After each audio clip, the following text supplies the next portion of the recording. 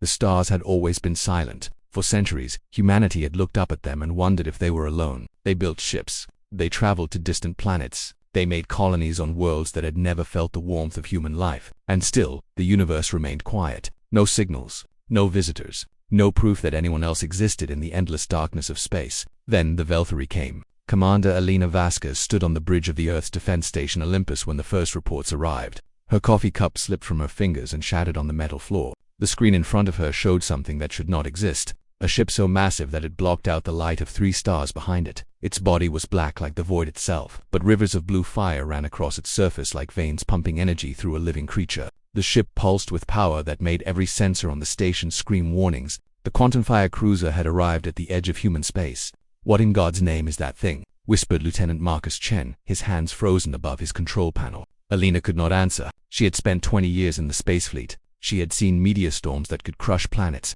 She had witnessed stars dying in brilliant explosions, but nothing had prepared her for this. The alien vessel was not just a ship. It was a weapon of pure destruction wrapped in metal and fire. The first strike came without warning. A beam of quantum energy burst from the cruiser's front section. It was not like any weapon humanity had ever created. The beam did not travel in a straight line. It bent space around it, folding reality like paper. It hit the mining colony on planet Kepler 7 and erased it from existence in less than 3 seconds. 40,000 humans lived on that colony. They did not even have time to scream. Elena watched the readings on her screen. The colony's signals simply vanished. One moment there were life signs, communication signals, and power readings. The next moment there was nothing but empty space where a thriving human settlement had once stood. "They're not attacking," Marcus said, his voice breaking. "They're erasing us."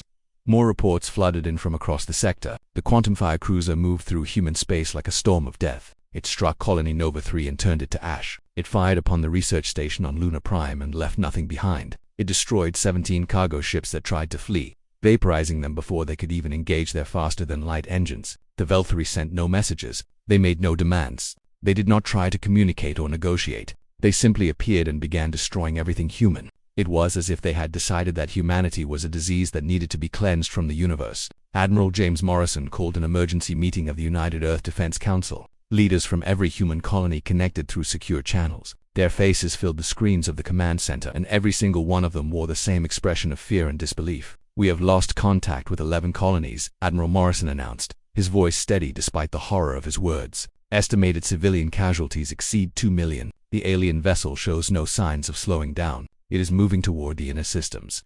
A woman named Dr. Sarah Okonkwo, the chief scientist of the Defense Council, spoke up. "We have analyzed the weapon signatures. The cruiser uses quantum fire technology. It does not simply destroy matter. It removes it from reality itself. Our shields cannot block it. Our weapons cannot match it. We have nothing that can stop this thing."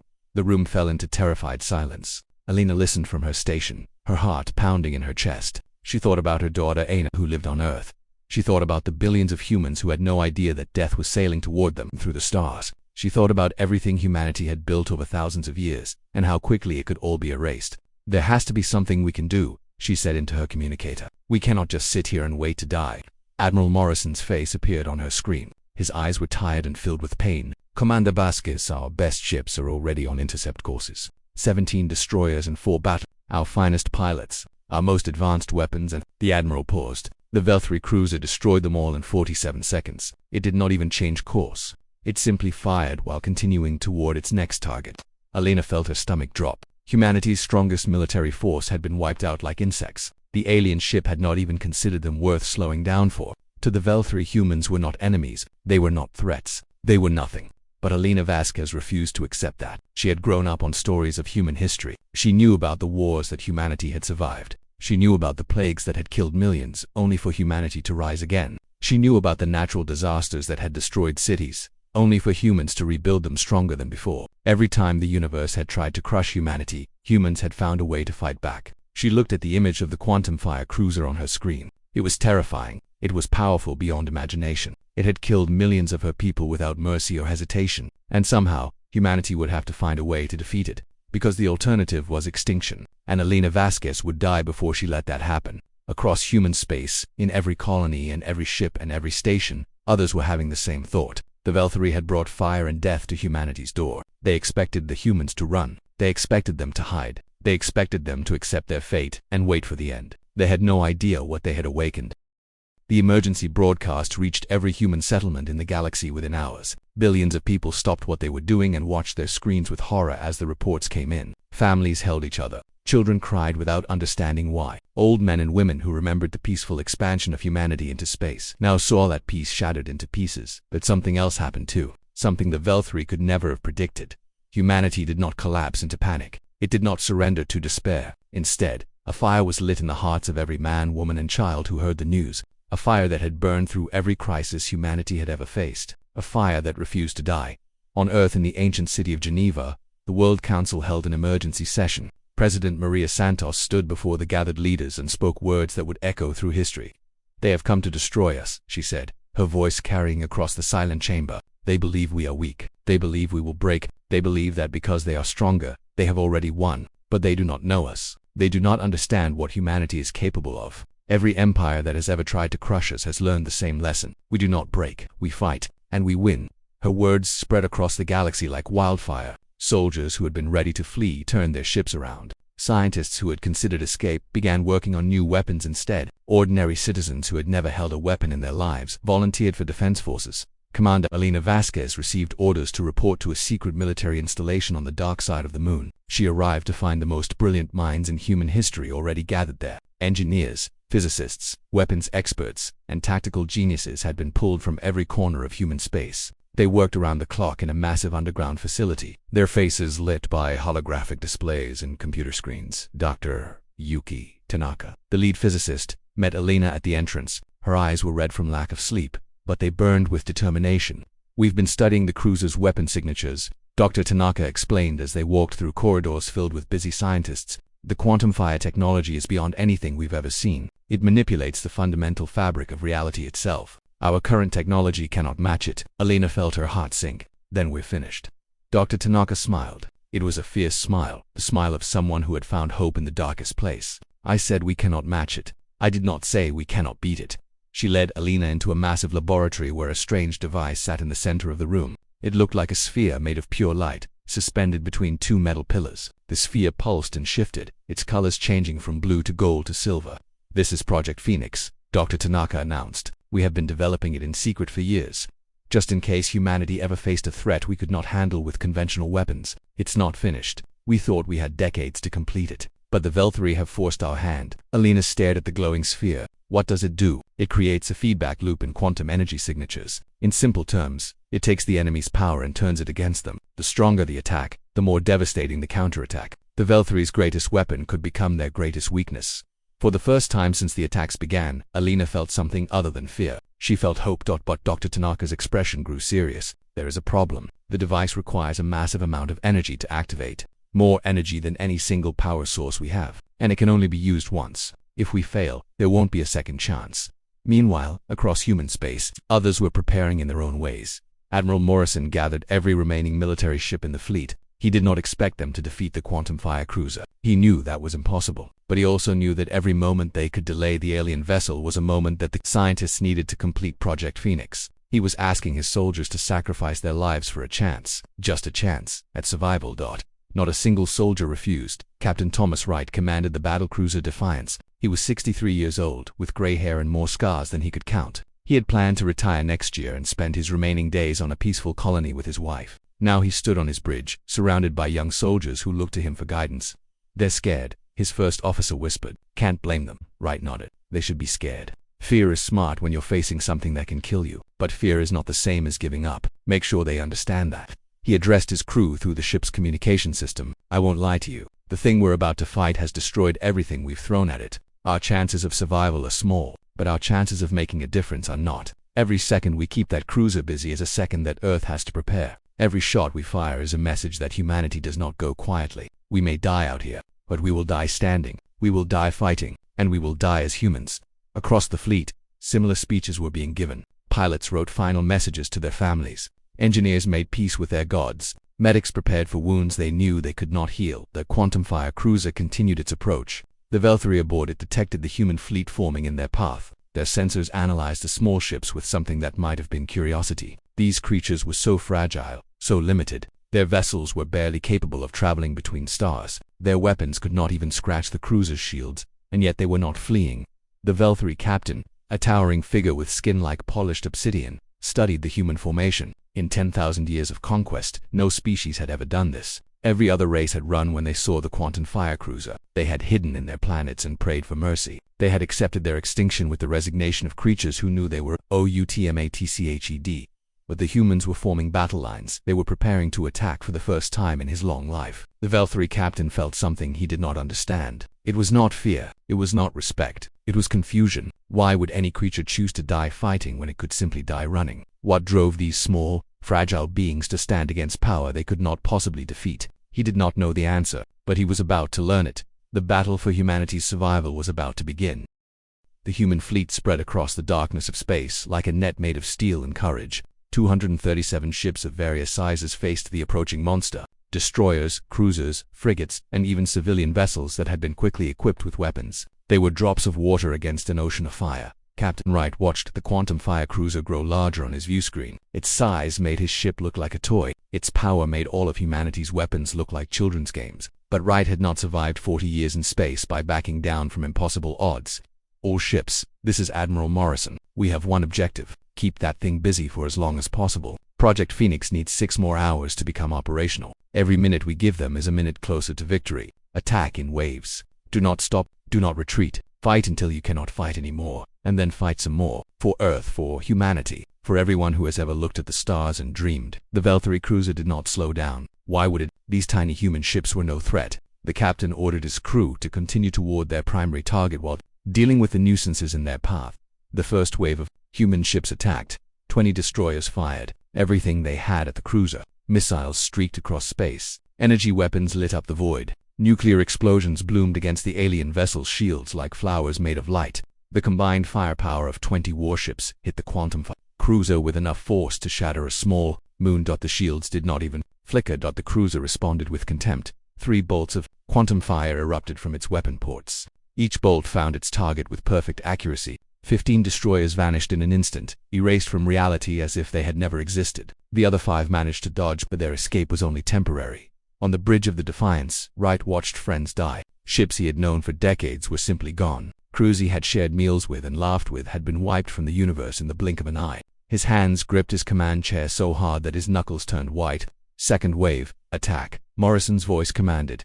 More ships rushed forward. They knew they were going to die. They attacked anyway. Pilots screamed battle cries through their communications as they pushed their vessels beyond safe limits. Gunners fired until their weapons overheated. Engineers pushed engines until they nearly exploded. One by one the ships fell. The cruiser swatted them aside like insects. But something strange began to happen. The Velthary captain noticed that his ship had slowed down. Not by much, just a tiny fraction of its previous speed. The constant attacks forced the cruiser to redirect power to its weapon systems. Every bolt of quantum fire required energy that could have been used for propulsion. The humans were not trying to win. They were trying to delay. Interesting, the captain murmured in his alien language. They sacrificed themselves to buy time. Time for what? He ordered his sensors to scan deeper into human space. They detected unusual energy readings coming from the dark side of Earth's moon. Something was being built there, something that pulsed with power signatures that even Velthary technology could not fully analyze for the first time. The captain considered the possibility that these humans might actually have a plan. Back on the moon base, Dr. Tanaka worked without rest. Her hands moved across control panels with desperate speed. Sweat dripped from her forehead as she made calculations that would determine the fate of billions. Around her, dozens of scientists worked just as frantically. Elena Vasquez stood nearby, watching the battle on the monitors. Each explosion on the screen represented lives lost. Each vanishing ship's signal represented friends dying. She forced herself to watch because she felt she owed them that much. They were dying so that she and the scientists might have a chance to save everyone else. How much longer? Elena asked. Dr. Tanaka did not look up from her work. The energy core is at 60% charge. We need at least 80% for the device to function. At current charging rate, 3 more hours. Do we have 3 hours? The question hung in the air without an answer. In space, the human fleet continued to be torn apart. The third wave attacked. Then the fourth. Ships that had no business being in a military battle flew into the fire anyway. Mining vessels with jury-rigged weapons. Transport ships with crews of volunteers. Research stations that had detached their engines and turned themselves into flying bombs. The Velthary watched in growing amazement. These creatures did not seem to understand that they were doomed. Or perhaps they understood perfectly and simply did not care. Each destroyed ship was replaced by 2 more. Each fallen soldier was honored by 5 more volunteers. that humans did not run. They did not surrender. They did not even negotiate. They just kept fighting. Captain Wright watched as his ship's shields dropped to 40%. The Defiance had survived longer than any other vessel in the fleet, mostly because Wright had decades of combat experience. He knew when to dodge, when to hide behind debris, and when to strike at just the right moment. But he also knew he was running out of time. "Sir," his first officer reported, "we've lost contact with Admiral Morrison's flagship. We're the ranking ship now." Wright nodded slowly. He had known Morrison for 30 years. They had served together on a dozen missions. Now Morrison was gone, erased like all the others. Wright felt the weight of command settle on his shoulders like a mountain. "All remaining ships, this is Captain Wright taking command of the fleet. Continue harassment protocols. Make them work for every inch of space they take. And remember why we're here. Not to win. To survive long enough for Earth to have a chance." He looked at the quantum fire cruiser on his screen. The massive ship was now much closer than before. Its weapons continued to fire, each shot claiming more human lives, but it was still slower than it should have been, still delayed by the constant attacks. The delay tactics were working now. They just had to keep it up long enough for Project Phoenix to save them all. Wright smiled grimly. He had always wondered how he would die. Now he knew it would be fighting, which was exactly how he wanted it to be.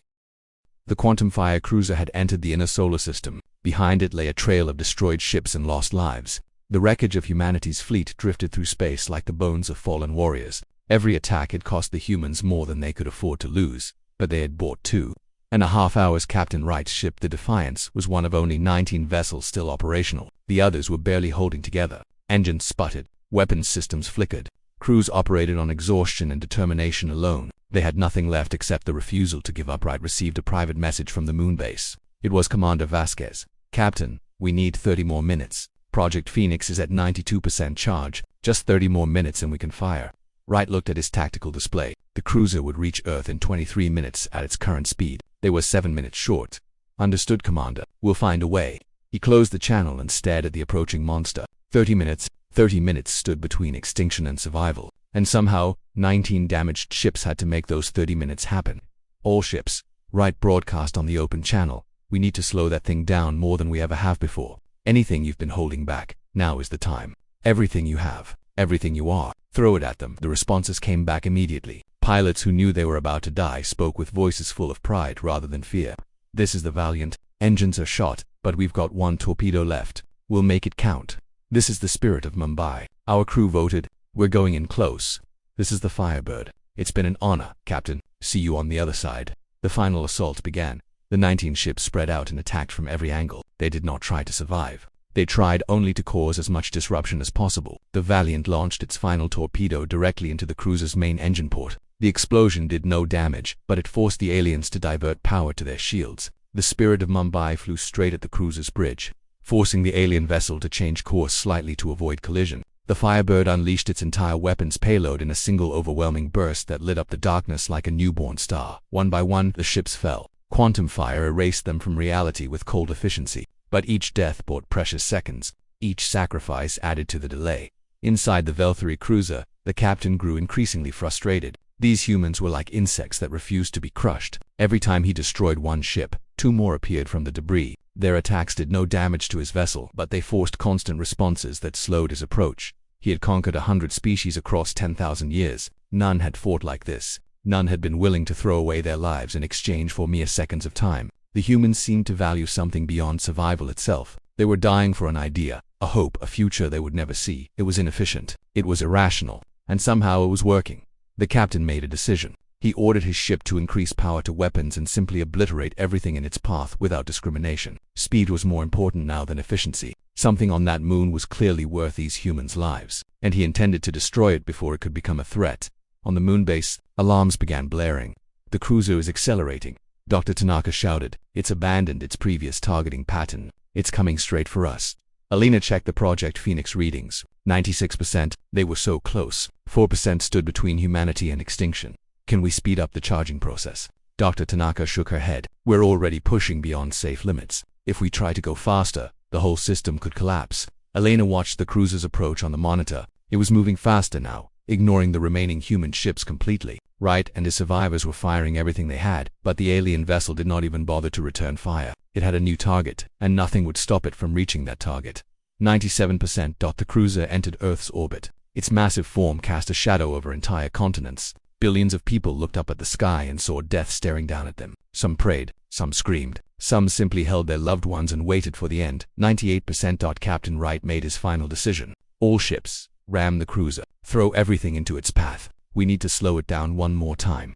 The remaining ships did not hesitate. They turned toward the massive alien vessel and pushed their damaged engines to maximum power. They were not trying to destroy it. They were trying to become obstacles, barriers, speed bumps made of metal and flesh. The Defiance led the charge. Wright stood on his bridge as his ship accelerated toward certain death. He thought about his wife waiting for him on Earth. He thought about the children he had never had time to raise. He thought about all the things he would never do.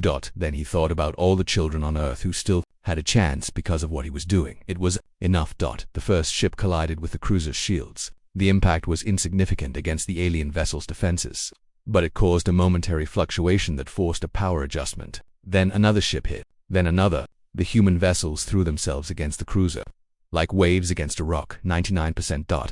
The cruiser's weapons powered up. Its quantum fire ports glowed with deadly blue light. The alien captain aimed at the moon base, ready to erase Project Phoenix and everyone working on it from existence. Wright saw the weapon charging. He saw that his ship was the only one left. He saw that he had perhaps 3 seconds before the cruiser fired. 3 seconds was not enough, but he used them anyway. The Defiance slammed into the cruiser's weapon port at the exact moment it fired. The collision did not damage the alien vessel, but it changed the angle of the shot by a fraction of a degree. The quantum fire beam missed the moon base by less than a kilometer, and in that moment, Project Phoenix reached 100%. The sphere of light at the heart of Project Phoenix pulsed with energy that made the entire moon base shake. Dr. Tanaka's hands moved across the control panel with desperate urgency. Beside her, Commander Vasquez watched the monitors showing the quantum fire cruiser repositioning for another shot. "Fire it now," Alina screamed. "Targeting system is locking on." 10 seconds. The cruiser's weapons began to glow again. The alien captain had missed once. He would not miss twice. The quantum fire ports built up energy that made space itself bend and warp around them. 5 seconds. Alina thought about Captain Wright and the Defiance. She had seen the ship slam into the cruiser's weapon port. She had seen the flash of the collision. She knew Wright was gone, along with everyone aboard his ship. They had given their lives for these 5 seconds. Firing now. The sphere of light exploded outward. A beam of pure golden energy burst from the moon base and crossed the distance to the cruiser in less than a heartbeat. The beam struck the alien vessel's shields and something incredible happened. Instead of being blocked, the beam absorbed the shield energy. It pulled the quantum firepower into itself and grew stronger. The Veltri shields, which had stopped every weapon humanity had thrown at them, they became fuel for the very attack that was hitting them. The alien captain felt true fear for the first time in his 10,000 years of life. "Impossible," he whispered. "They are using our own power against us." The feedback loop that Dr. Tanaka had designed worked perfectly. Every unit of quantum fire energy the cruiser had accumulated was now being reflected back into it. The more powerful the alien vessel was, the more devastating the counterattack became. That Veltri had created a weapon so strong that nothing could stand against it. They had never imagined that someone would find a way to turn that strength into a weakness. The quantum fire cruiser began to tear itself apart from the inside. Its own energy ripped through its hull. Its own power consumed its engines. The blue rivers of fire that had run across its surface turned inward and burned through deck after deck. Explosions rippled across the massive vessel as systems failed one after another. On the bridge, the alien captain watched his ship die around him. His crew scrambled to escape, but there was nowhere to go. The golden beam from the human weapon continued to pour into the cruiser, feeding on its energy like a hungry beast. They were supposed to be weak, the captain said to no one in particular. They were supposed to accept their end. How did they do this? A voice came through his communication system. It was a human voice, transmitted from Earth. Someone had hacked into his ship's network in its final moments just to speak to him.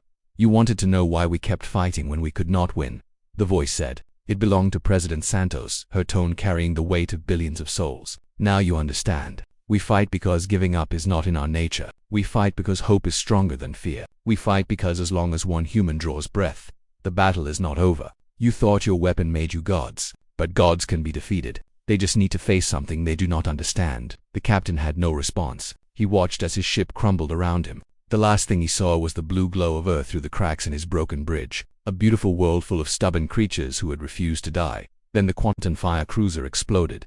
The blast was visible from every human colony in the galaxy, a flash of blue and gold that lit up the darkness like a second sun. The most powerful warship the universe had ever seen was reduced to scattered debris in moments. Silence followed. On the moon base, Dr. Tanaka collapsed into a chair. Her hands were shaking so badly that she could not hold anything. Around her, scientists stared at their screens in disbelief. They had done it, against all odds, against an enemy that should have been unstoppable. They had won. Elena Vasquez walked outside the base and looked up at the sky. Somewhere among the stars, Captain Wright and thousands of others had given their lives for this moment. Their sacrifice would never be forgotten. She made a silent promise to honor their memory for as long as she lived. On Earth, celebrations erupted across every continent. People poured into the streets laughing and crying and holding each other. The fear that had gripped the world for days released its hold, replaced by joy and relief so powerful that it seemed to shake the planet itself. But the celebrations were mixed with mourning. Millions had died in the alien attacks. Entire colonies had been erased from existence. The human fleet had been nearly destroyed. Families gathered to remember those they had lost, even as they celebrated the survival of those who remained. President Santos addressed the world from Geneva. Her face was tired and lined with grief, but her eyes burned with determination. "Today we faced extinction," she announced. "Today we proved that no power in the universe can destroy us as long as we stand together. We have paid a terrible price for this victory, but we have also sent a message to every civilization among the stars. Humanity does not surrender. Humanity does not break, and any who threaten us will face the same fate as the Velthir." Her words spread across the galaxy. Within hours, signals began arriving from other species, races that had been conquered by the civilizations that had hidden in fear for centuries. They had seen what humanity had done. They had witnessed the impossible become possible, and they wanted to know how. Dr. Tanaka began receiving scientific inquiries from a dozen different alien worlds. They wanted to understand Project Phoenix. They wanted to learn how humans had turned the Velthiri's greatest weapon against them. They wanted to know the secrets of a species that refused to give up even when facing certain death. Elena Vasquez was promoted to admiral. Her first action was to begin rebuilding the fleet, but this time, the ships would carry more than weapons. They would carry the spirit that had saved humanity, the belief that no challenge was too great, no enemy too strong, no obstacle too massive. In the wreckage of the Quantum Fire cruiser, salvage teams found fragments of Velthiri technology, advanced materials and power sources beyond anything humanity had ever created. The very weapons that had been meant to destroy them would now be used to make them stronger. The universe had sent fire to consume humanity. Instead, humanity had walked through the flames and emerged reborn. Across the stars, other species watched and waited. They had seen what humans were capable of. They had witnessed the death of an empire at human hands. And in their hearts, a new emotion took root. It was not fear. It was not hatred. It was something far more dangerous to anyone who might ever threaten humanity again. It was respect.